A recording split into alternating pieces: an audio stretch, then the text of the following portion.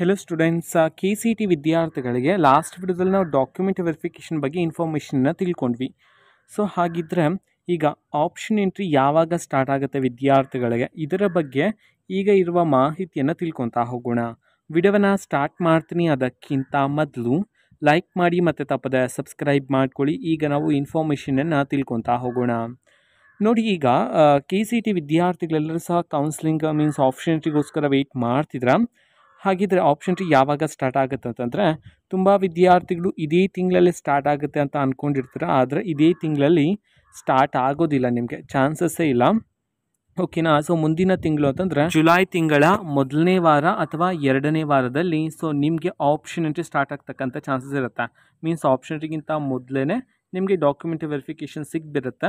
ಅದಾದಮೇಲೆ ನೀವು option ಎಂಟ್ರಿನ ಮಾಡ್ಬೋದಾಗಿರುತ್ತೆ. July first week ಅಥವಾ ಸೆಕೆಂಡ್ ವೀಕಲ್ಲಿ ಚಾನ್ಸಸ್ ಇರ್ತಕ್ಕಂಥದ್ದು ಸ್ಟಾರ್ಟ್ ಆಗೋದಕ್ಕೆ. ಓಕೆನಾ? ಮೇ ಬಿ ಇನ್ನೂ ಸಹ ಡಿಲೇ ಆಗ್ತಕ್ಕಂಥ ಚಾನ್ಸಸ್ ಇರುತ್ತೆ. ಅದಕ್ಕೋಸ್ಕರ ಸೊ ಮೇ ಬಿ ಈ ಮಂತಲ್ಲಿ ಇರೋದಿಲ್ಲ, ನೆಕ್ಸ್ಟ್ ಮಂತಲ್ಲೇ ಇರುತ್ತೆ ನಿಮಗೆ ಕೌನ್ಸಿಲಿಂಗ್ ಆ್ಯಂಡ್ ಆಪ್ಷನ್ ಎಂಟ್ರಿ ಎಲ್ಲ. ಓಕೆನಾ? ಸೊ ಇದು ಇವತ್ತಿನ ಒಂದು ವಿಡಿಯೋ. ಮತ್ತೀಗ ನಾವು ಟೆಲಿಗ್ರಾಮ್, ಇನ್ಸ್ಟಾಗ್ರಾಮ್ ಮತ್ತು ಫೇಸ್ಬುಕ್ಕಲ್ಲಿ ಈಗ ವಿಡಿಯೋಸ್ಗಳನ್ನು ಅಪ್ಲೋಡ್ ಮಾಡ್ತಿದ್ದೀವಿ. ಲಿಂಕ್ಸ್ಗಳನ್ನು ಡಿಸ್ಕ್ರಿಪ್ಷನ್ ಬಾಕ್ಸಲ್ಲಿ ಕೊಟ್ಟಿರ್ತಾನೆ, ಕ್ಲಿಕ್ ಮಾಡಿಬಿಟ್ಟು ಫಾಲೋ ಮಾಡಿ. ಓಕೆನಾ? So thank you, bye.